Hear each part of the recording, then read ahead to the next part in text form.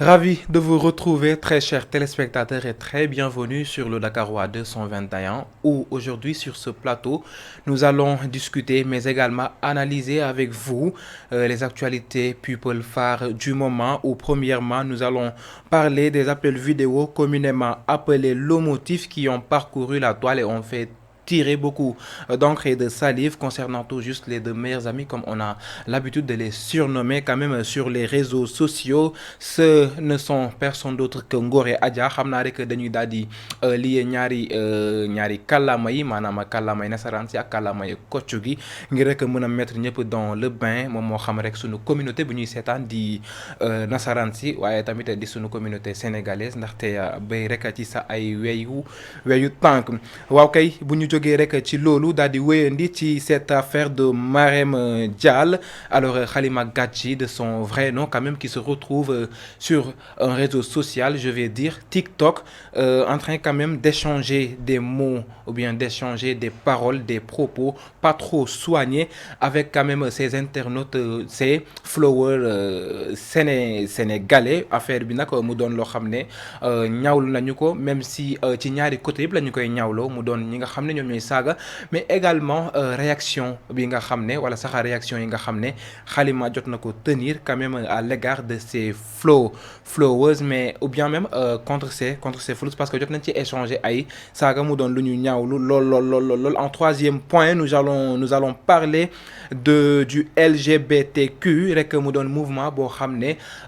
dafay promouvoir lépp luy trafic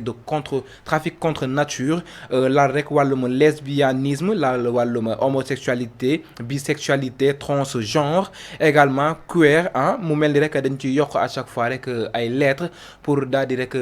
en fait luy wane rek que ni seen sigle wala sax seen association boobu noonu moo ngi connaître ab succès. Alors en quatrième point, Momo Wade devient père d'un mignon petit garçon. Alors les gens quand même ils se sont profités concernant son cas, lui et sa femme, donc dafa publier ay photos, donc bi mu publier ay photos shooting. D'habitude tubaab bi sax la ñuy gis ñuy def noonu bu seen jabar yi nekkee en état ñu del jël ak ñoom shooting pour juste loo xam ne ay souvenirs les doom wala sax bu amee doom ñu daal di koy publier. Alors moom aussi il a fait la même chose. Également on a vu la même chose avec Gora Diagne qui a interprété le rôle de Demba dans la série phénoménale Idole. Après l'accouchement de sa femme, il a fait la même chose, seulement que li nga xam ne moom moo waral sax polémique bi ci jot a am polémique bu ndaw bi moom mooy que ni Gora exemple moom il a posté ses photos disant que alhamdulillah je suis devenu père d'une mignonne petite fille. Alors ce que n'a pas fait quand même Momo Wade, même si ñun ñoo waroon tey rek xam également lan la jublu ci post boobu noonu wala sax qu'est-ce qui va s'en suivre. Alors moom rek mu daal di poster photos yi disant que alhamdulillah, ba mu waxee alhamdulillah la ñu xaw a un peu nekk dans la confusion. Alhamdulillah, est-ce que vraiment c'est parce que c'est sa femme, elle est enceinte, qu'il s'attend à un enfant, à un bébé, ou bien c'est parce que vraiment voilà, elle a accouché. Donc gars yi wax ci pourquoi mu publier photo yi alors que jabaram aussi nagule tout ça te loolu yëpp leeraguñu woon, ñu waroon rek daal di teelu ba xam exactement. Alors en cinquième point, nous allons parler quand même du retour de la team Virginie, la série Virginie quand même, qui sont de retour, mais pas avec les tournages ni avec la diffusion d'épisodes concernant la deuxième saison, mais ils sont en train quand même de faire des tournées dans les établissements, dans les lycées. Commençons par le lycée Kennedy, John Fédéral Kennedy. Jot nañu fa dem nag daal di fa amal benn manifestation. Je me dis, est-ce que vraiment c'est pas lors des Fosco, parce que ça ressemblait vraiment à ça, c'était très bien organisé. On a vu quand même Pod accompagné de Pi, j'ai pas vu G, mais avec quelques acteurs de la série Virginie tels que Matar également, comment il s'appelle encore, Matar Seck dans la série, de son vrai nom je ne sais encore, Baba Faye. Alors on a également vu Aïssatou qui a interprété le rôle de Virginie, l'actrice principale. On a également vu Babacar Ndaw Biggi, il y avait également Nex, il y avait excusez-moi Fatel ak ñoom ñu def rek benn manifestation bu nice. Et on a vu également quelque chose qui a ressemblé quand même à une sorte de casting, parce que intégré nañu dañu bëgg école bépp bu ñu dem rek ñu daal di ci intégré ñi nga xam ne ñoom ñoo fa nekk jël fa quelques éléments daal di leen boole ci série bi dinañ ci dellu siwaat rek bu ñu koy rek faram fàccee. Alors avec le dernier point nous allons parler quand même de Clara. Alors Clara de la série Idol qui passe quand même du rôle d'actrice au rôle d'une productrice qui a créé il y a 2 ans de cela sa propre boîte de production, nommée Raf Prod, qui est quand même issu de Raffinile, Raffinile Group. Donc on va un peu plus en parler, également un peu plus faire l'analyse quand même de la bande-annonce et de quelques informations qu'on a eues concernant la série intitulée Valeurs. Je vous le disais quand même, on va parler des appels du phénomène des appels vidéo communément appelé le motif. ñu seetlu nag que ni depuis loolu nga xam ne moom moo amoon mixta muy ay xale yu ndaw yoo xam ne presque ils ne sont même pas majeurs daal di fay louer ci ay appartements et y ont entretenu des relations charnelles et ont filmé les faits ba loolu sax après qu'ils aient fait une compilation de ces vidéos mu daal di fuité daal di rek rëcc ci ay loxoy keneen wala sax ay loxoy ñeneen ñu daal di koy partagé ba loolu mujjee daal di viral mu doon feneen boo xam ne ñaawlu lañ ko ci ba waa Jamra addu ci rek taxaw am ci rek ak ab taxaw seetlu daal di ci tamit teg ay mesures daal di leen naka lañ koy waxatee daal di leen teg ay du sax ay daan waaye daal dina leen rek corriger teg leen ci yoon ba tax na loolu ñu yaakaaroon ne rek dana fay daal di yem waaye yemu fa benn parce que la chose elle a continué, le phénomène a continué. Depuis lors on ne cesse de voir des vidéos qui vraiment prennent la fuite de par des gens qui sont mal intentionnés, qui veulent détruire ces personnes peut-être, ou bien que c'est ces personnes même qui font les vidéos et les vendent pour juste avoir du buzz, sinon quand même en échange d'argent, je ne sais quoi encore, qu'est-ce qui explique cela. Quand même c'est de ça qu'on va parler. En tout cas ce qui fait l'objet de ces vidéos, ce qui fait quand même le buzz de ces vidéos en ce moment, c'est que cela concerne des acteurs de cinéma qui sont très connus car ils sont dans une maison de production qui connaît une très grande notoriété, qui n'est que Marodi TV. Donc ces 2 acteurs de la série Adja. Je rappelle quand même que ni avant ñooñu jotoon nañu am benn phénomène boo xam ne Madior bu série Adja moom rek la ñu gis ay images yoo xam ne ay awra ñoo ciy feeñ ñu ne moom moo photo yooyu les awra maanaam ay awraam la mu photo ko daal di ko yónnee benn xale bu jigéen.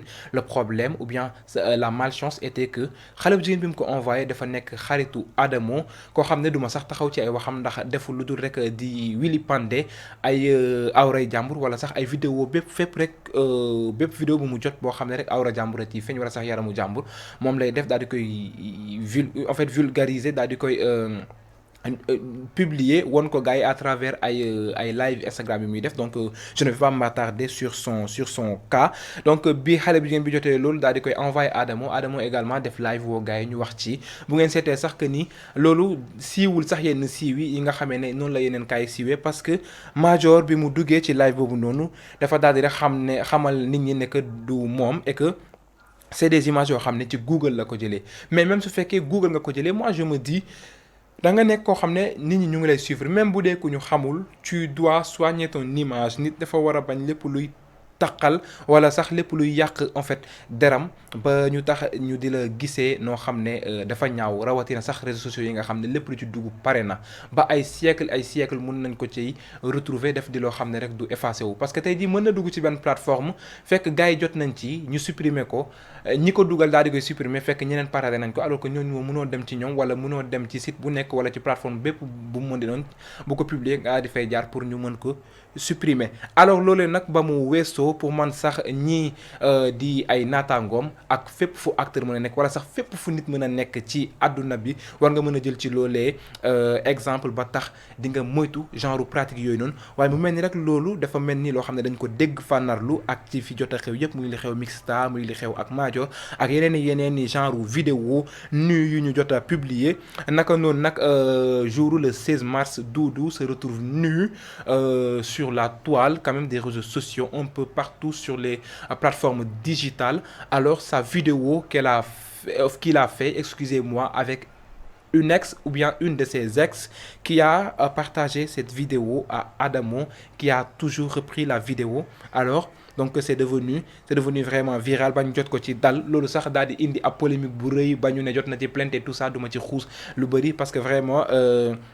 je ne veux pas trop m'attarder sur sa personne. Voilà, parce que moom nee na siiw na et que vraiment nit ñi ci moom la ñuy wutee buzz, donc on voudrait pas qu'ils disent que dañuy wutee ci moom buzz. Adamo moo neex de vraiment. Alors vidéo boobu nag bi mu kiiwee Doudou moom tamit daal dina ñëw ci live bi wax que ni loolu erreur la rek te ku nekk mën na dal ku nekk. voilà ba noonu sax tax na gars yi dellu VAR daal di génne benn vidéo bu mu amoon ak benn site de la place, donc fu mu doon wax naan bu ma demee ba gars yi gisee ma ci yenn yi nañu xam ne du sama sago et tout ça, ku mu meloon rek dafa nekk loo xam ne daf koy prévenir. ba léegi loolu war a doon rek ab message war a doon ab exemple ba tax keneen ak keneen dootu ko defaat. naka noonu 3 jours après, je ne sais 4 jours, en tout cas quelques jours, compté wul sax une semaine ci écart bi, doomu ndeyam Ngor daal di génn moom également ñu daal di wili pande ab vidéo bu mu doon def appel vidéo feeñal ci ab yaramu neen, feeñal ci ay awraam mu doon tamit phénomène bu ñu ñaawlu. ndaxte sax am na ñu jotoon a génn ku ci mel ni man ci sama ay plateforme sama compte Instagram jot naa ci génn rek di ñaawlu feeboonu le fait que ñu war ko suturaal et tout ça, mais le fait que Ngor génn ci ay fan yi ci topp rek vidéo am daal di feeñ moom également mu tax ñu ci bëri daal di délassé wu, parce que dañuy naan ñaari xarit lañu, donc ñoom ñoo ànd di defandoo li ñuy def, donc ñoom ñoo ko tey, et je ne pense vraiment pas que ñoom ñoo ko tey, ndax fekkee wutukaayu buzz donc Marodi rek doy na buzz, waaye ay 1 million de vues tamit et plus doy na buzz ngir rek nga doon artiste wala ak képp ku ci mënti doon ku bëgg rek feeñ. alors loolu rek lu muy relever c'est quoi? Hypocrisie bi nga xam ne mu ngi am sunu biir, parce que d'après vidéo Doudou bi, je ne vais pas confirmer cela, on a eu des échos venant de Adamo encore qui disait quand même que vidéo yi Malaw Pikine, je pense que moom moo ko envoyé, je ne sais avec la complice de qui encore, mu doon loo xam ne duñ ko confirmer, mais également su fekkee ne loolu dafa am dafay doon loo xam ne dafa ñaaw lool. loolu dafay rejoindre adage olof wala sax proverbe olof bii di naan kuy rey say noonu say mbokk ñooy njëkk a jeex, waaye tamit paaka bi lay rey sa waaye koy daas rek daal di jox sa noon ngir rek mu rendi la. alors kooku moom moo la rey, moom mi daas paaka rek daal di joxe pour ñu rey la. voilà, même si cela tient vraiment, proverbe boobu noonu def ci am sens, et que ñu vraiment ñuy bañ di joxe confiance de trop, parce que trop de confiance ça tue également. La confiance n'exclut pas la doute en fait. voilà, donc ñuy daal di vigilant di xoolaat li nga xam ne ñu ngi koy def, vraiment revoir nos habitudes et revoir nos faits qui pourront quand même impacter tout malheureusement ou bien tout mauvaisement dans le futur concernant notre vie, et que voilà, un jour on se retrouvera avec une vie basculée, et que duñ ci mën également dara. alors naka noonu dañu daal di wéy ak Halima Gadji alias Mariam Dial, ci maîtresse d'un homme marié de la saison 1 vers la saison 2, qui avait fait quand même une sortie ci story Instagram, lancé benn coup de gueule comme quoi si je ne vis pas de mon art, mieux vaut ne plus être une star entre guillemets, ce qui veut dire qu'elle ne se prenait même pas en tant que star, donc comme quoi elle n'est pas bien payée. À quoi bon ça sert quand même d'être vue comme star au moment où elle a des difficultés à payer son loyer, à payer sa facture ou bien ses factures et tout ça, ce qui relève quand même un problème de non-paiement qu'elle a quand même relevé. Alors l'on ne sait si vraiment c'est cela qui tient, mais d'après quelques informations, d'après une discussion que j'ai tenue avec un des éléments de Marodi, ce qu'il m'a fait comprendre c'est quoi? C'est que problème bi c'est pas lié ak problème de paiement, c'était un problème d'indisponibilité. Alors rappelons-nous quand même que durant fait yooyu noonu di am, Mariam Dial elle était toujours à Abidjan, parce que dafa signé depuis octobre 2019, je ne sais encore, octobre 2020 je pense, 2019 là je pense, voilà, avec la boîte Prod Nzoul, ñi nga xam ne instant bi ñoom ñooy toppatoo lépp luy image am, loolu mooy ñoom ñooy toppatoo lépp luy apparition bi muy def et tout ça, donc ñoom ñoo ko gérer instant bi nii di ko manager, ñoom ñoo produire sax documentaire am boobu noonu nga xam ne moom moo di Don't Call Me Fire, ñu jot a am quand même premier épisode bi ma vie, donc ci à travers premier épisode bi ci la lancé woon benn épisode bu mu doon lancé un coup de gueule où elle a carrément crié, où elle a montré quand même son mécontentement, où elle s'est acharnée sur Marodi TV quand même, et que nit ñi am ci appréhension différentes concernant quand même sa sortie. Disons que elle a oublié qu'elle est sénégalaise. Fàtte nekk ne Sénégal la juddoo, en fait pas juddoo mais en fait Sénégal lañ ko xamee également, donc elle doit son succès à Marodi. Loolu la rek ñenn ñi génn wax. Donc mënoon na ko waxee neneen, sauf que mu génn di yuuxu, xam nga, di ko waxee yenn ton yi quand même. Et là je vais appuyer un peu donc en fait concernant cette manière de communiquer quand même. La communication, elle ne se fait pas n'importe comment. Voilà, donc je pense que le non, c'est quand même la boîte qui devrait quand même songer à ne pas quand même commettre ces genres d'erreurs en fait. Alors loolu nag doon loo xam ne mu ngi wéy ba léegi, tax nit ñi di ci wax, mu génn ci ay plateau, def ci ay vidéo, ba mu mel ni dafa am vidéo boo xam ne dafa génn rek daal di ciy saagante ak ñenn ci sénégalais yi, ba mu tax ñu topp ko ci réseau social bi nga xam ne moom di TikTok, ba vidéo bu mu dugal rek mënuloo lire commentaire yi te gisuloo ci ab saaga, ñu koy saaga ay saaga ndey, xam nga, ñii di jaar ci ay saaga baay, ñii dem sax ba daal di koy traiter de lesbienne. Alors kooku sax daal di ne ko réponds-moi par une vidéo. Donc kooku dawul Salla Yaay Nder comme rek ni ñu ko mën a waxee. Donc moom également seetaanu leen benn yoon dafa gën di saagawante ak ñoom. Alors ce que j'ai jugé anormal, même si saaga dafa métti, saaga neexul ci kenn bëggul ku la saaga, kenn bëggul ku la offensé, mais moom en tant que personnalité publique, donc en tant que koo xam ne nit ñi ñu ngi koy suivre, nit ñi bëgg nañ ko, je ne pense pas qu'elle devrait quand même se laisser faire, qu'elle devrait se laisser quand même conduire dans cette bassesse. Hein? Elle est tombée bas quand même dans cette affaire, gën di saagante ak nit ñi sa nangam affaire genre yooyu. Donc nekkul loo xam ne xaar nañ ko ci en tant que personnalité publique, en tant que koo xam ne naw nañ ko, bëgg nañ ko lool, loolu je pense que ne dina wàññi crédibilité am en fait, même si am na ñoo xam ne ci saaga yooyu noonu dañuy ñëw di ko ci jàppale tout ça, day wàññi crédibilité am, day wàññi également ampleur boo xam ne image am na ko et tout ça. Donc je pense que bi mu génnee wax et tout ça, vu que nanguwul génn wax carrément que ni affaire de paiement là, au début elle avait annoncé que c'est un problème de paiement à travers cette story ba mu am rek ñu ci daal di addu daal di ko ci jàppale, ñu ci mel ni James Gaye àdduna ci Fatou Jupiter def ci ay kiis di demander comment est-ce que vous avez trouvé le message de Halima Gadji, Mariam Dior génn ci moom aussi addu ci foofu problème de paiement là. Mais à travers cette vidéo bu mu lancé ci premier épisode de Ma Vie bi sur Nzoul, donc là waxul problème boobu noonu. Elle a parlé de problème de script, voilà, qu'on lui a prévenu des débuts de tournage 2 jours après je ne sais quoi, alors qu'elle était toujours en Côte d'Ivoire à Abidjan. Donc c'était un problème. Donc vous voyez, ou bien une maison de production qui ne présente qu'un brouillon, je ne sais comment, qui n'est même pas bien fait, voilà, du scénario et tout ça. Ce qui vient contredire ce qu'elle avait dit dans une interview avec Afrique Femme. Fi mu génnoon ne elle avait déjà eu le script de la 3e saison de Maîtresse d'un homme marié, et que si vous saviez ce qui est dedans, elle avait promis d'ailleurs avec Tata, elle s'appelle Tata la présentatrice. Donc là ça vient contredire ce qu'elle a dit, mais loolu kese nekkul li nga xam ne day contredire li mu wax. Mais il y a également son frère Biram Diagne qui est toujours dans la série Maîtresse d'un homme marié, dans la 3e saison plus précisément, qui joue toujours. Et si vraiment c'est un problème de paiement, je ne pense pas que vraiment il serait resté. Également Lala, ou bien de son vrai nom Ndeye Binta Leye, qui gère ses projets à côté, ne serait vraiment pas en train de jouer juste pour le plaisir de jouer au moment où elle n'est pas bien payée. Je ne dis vraiment pas que c'est vraiment qu'ils ne sont pas bien payés et que Marème n'a pas raison de dire cela, mais c'est vraiment une analyse que je donne, et que vous aussi vous avez quand même la possibilité de donner vos avis, vos impressions concernant quand même ce sujet. Donc mettez-nous ça en commentaire, après on va un peu discuter.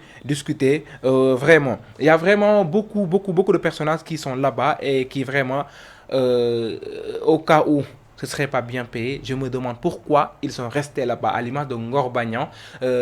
alias Taïrou de la série Maîtresse d'un homme marié, qui avait eu le même problème avec Even Prod et qu'il avait même quitté la série Idol. Après, ils ont su quand même trouver un consensus et il est revenu. On a matérialisé sa mort et qu'on lui a fait revenir, disant qu'il n'était pas mort et ces genres de pratiques et tout ça. Donc voilà quoi. Li may bannir c'est quoi? Moom mooy saaga yi nga xam ne jot na ko weccoo ak ñi nga xam ne ñoom ñoo di followers, soit sax ñi nga xam ne jot nañu lire vidéo ay vidéo am daal di ko ci saaga. Su doon man su ma publier vidéo gis naa que ne gars yi ñu ngi saaga, je désactive les commentaires et j'en passe. Également sans pour autant oublier quand même relation nga xam ne jot na ko am ak Calista Sy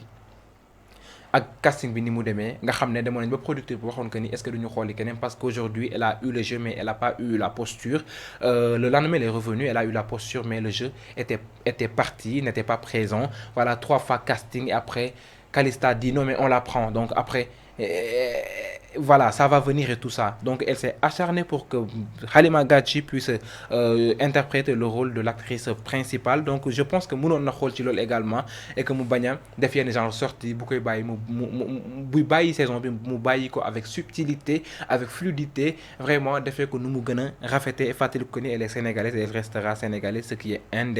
indélébile vraiment et on poursuit toujours quand même avec LGBTQ di benn rek ab association boo xam ne day daga naan lépp luy ngóor jigéen lépp luy lesbianisme lépp luy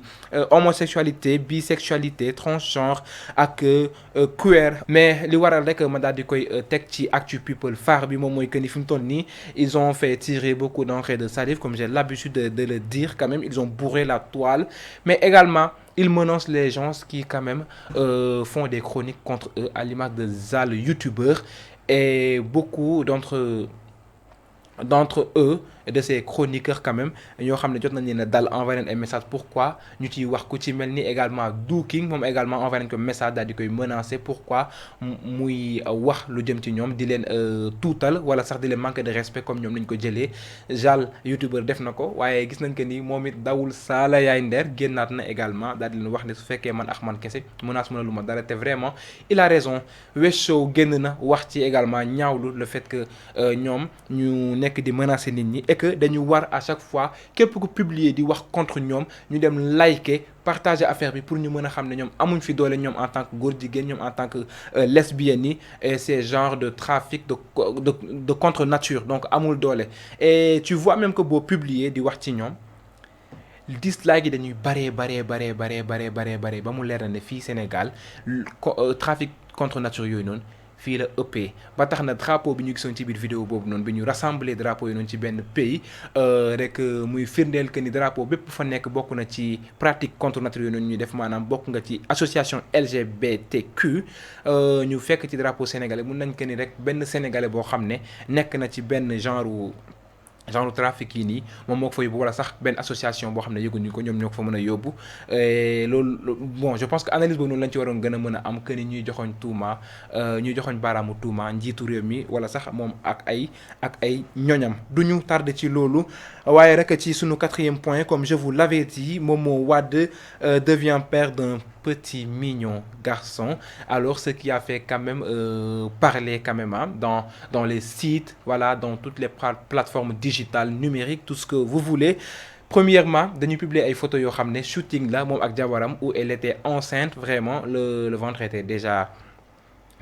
grand alors bi mu ko publier nag ci saa si les sites ont repris ça la femme de mois elle est enceinte les gens dans les commentaires ils disent que pourquoi muy wane ëmbu jabaram alors que amagul doom et tout ça donc ce qui a relevé que ñàkkatey bu gars yi ñàkkatey rek ba wax ci lu nekk ñii dañ ciy wax ba wax ci loo xam ne dafa ëpp xam nga donc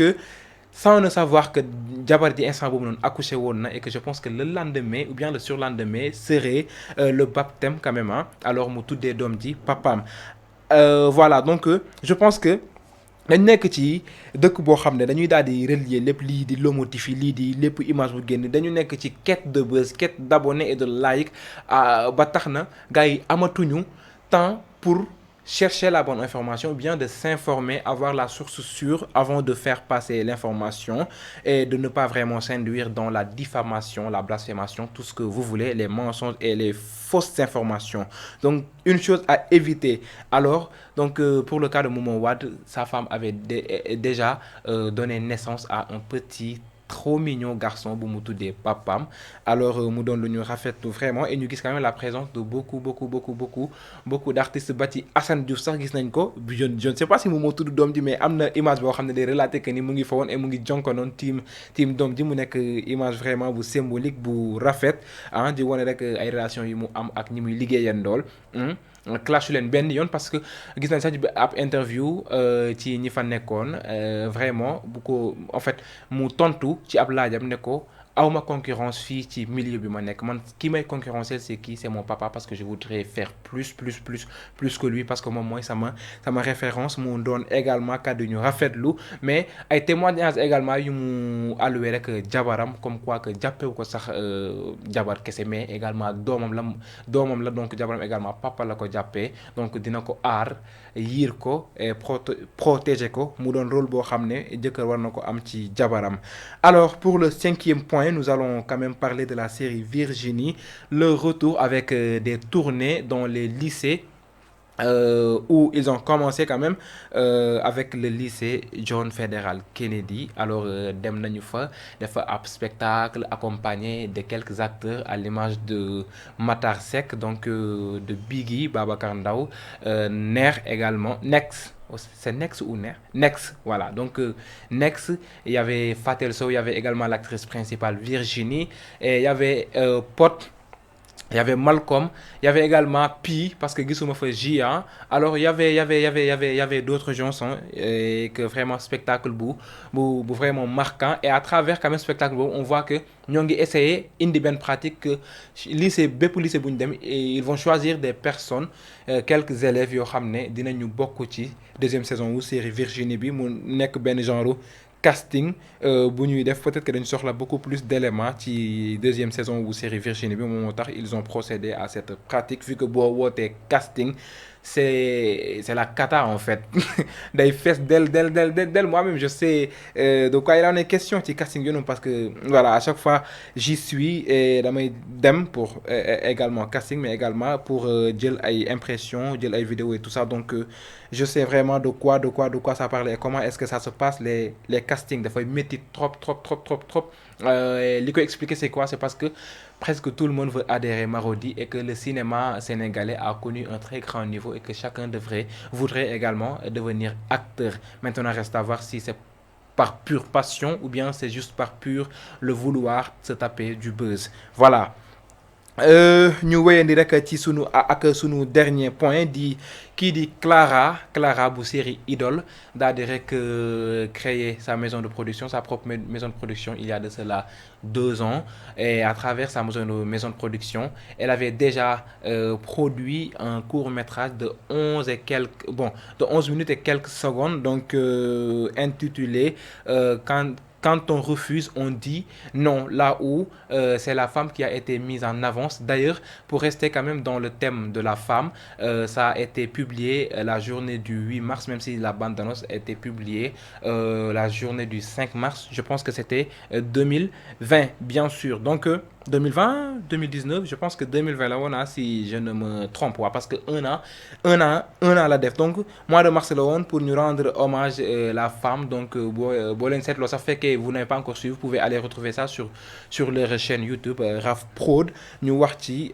jigéen daal di valoriser la femme donc mu doon court-métrage boo xam ne c'était vraiment waouh on a retrouvé des acteurs qu'on a connus à l'image de Roger Pi comme ni ñu ko gën a xamee également Chabi Fatima entre autres acteurs également. Après cela, mu marqué benn pause et voilà son retour avec la nouvelle série Valeurs. Donc Valeurs également qui part toujours de la femme et je vous rappelle que leur maison de production est à 90% féminine. Donc ñoom ci ay wàllum jigéen rek la ñuy wax même s'il y a des hommes, on ne peut pas parler de la femme sans pourtant parler des hommes vu qu'on est complémentaires. Donc mu doon loo xam ne avant goût bi ñu jot a jox muy bande d'annonce bi également information yi ñu ci jot a am yëpp c'est quelque chose de très qualitative franchement la série Valeurs on l'attend et on a vu quand même elle y a travaillé avec la collaboration de beaucoup d'acteurs ce qui relève que ni dafa en fait malgré que mu nekk actrice amul benn comportement bu ñaaw à l'égard de ses consoeurs et confrères voilà donc ñu gis mu ngi ci liggéey ku ci mel ni Ngorba Niang mi nga xam ne bokk nañ série Idole mu nekkoon acteur principal bi daal di ci interpréter le rôle de Malick Ndiaye on a vu également Babacar Ouali dans la série donc kooku également mu nekkoon ci série Idole on a vu Dial Thiam Ñox la interprété ci biir série Idole on a vu également Louise Ndiaye moom également mu ngi woon ci biir série Idole mais on l'a connu quand même à travers le petit écran voilà donc ak yeneen acteur boo génnee ci ñi nga xam ne figuré nañ ci série Idole ku ci mel ni Fatel Sow mu ngi ci biir moom mi nga xam ne figuré na ci biir série Virginie donc également il y a Ndeye Ndiaye mu nga xam ne mbette lañ ko gënoon xamee ko ci production wu Serigne Ngagne yi donc ak waa Thiès yi donc je vais dire moom foofu lañ ko gën a xamee mais cette fois-ci on commence à découvrir un peu partout dans d'autres maisons de production comme Appétissant avec Kiné nga xam ne émission bu ñuy def la donc à Marodi ce qui montre qu'elle ouvre ses portes à toutes les maisons de production mais ci biir série Valeurs bi également mu ngi ci day interpréter rôle lu xaritu Miss Guèye donc Miss de Wiri Wiri également moo ngi ci biir série bi il y a également beaucoup de têtes comme ABG mu ngi ci biir il y a également Kan Diallo nga xam ne moo ngi ci biir donc bëri na ay têtes donc vous les voyez comme ça Babacar mi nekk régie rek di leen ko won donc c'est une série vraiment qui promet donc ça parle quand même des valeurs yi nga xam ne war nañu ko am valeurs yi nga xam ne dafa rare maintenant que gisatuñu ko alors je vais un peu décortiquer cette image Babacar su fekkee rek mu ngi yemb nga daal di may afficher image bi donc image bu blanche bi am diamant bu mauve bi donc vous voyez cette image avec le diamant où on a un diamant mauve mais également la position du diamant qui prend la position d'un V en fait le V de valeur donc la couleur mauve qui renvoie à la féminité donc